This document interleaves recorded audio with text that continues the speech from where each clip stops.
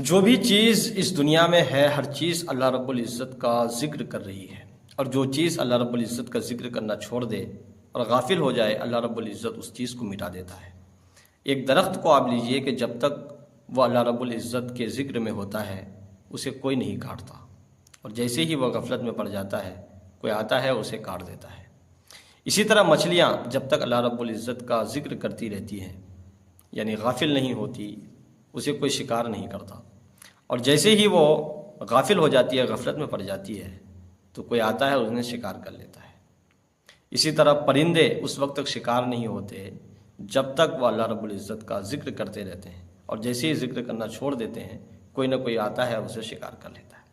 خیر، یہ تو چیزوں کی بات تھی، لیکن ہم اور آپ انسان ہیں۔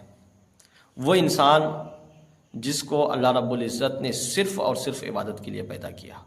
اب آپ غور کیجئے کہ کیا ہم اور آپ وہ کام کر رہے ہیں جس کام کے لیے پیدا کیے گئے، یا پھر ہم بھی غافل ہو چکے ہیں، غفلت میں پڑ گئے ہیں۔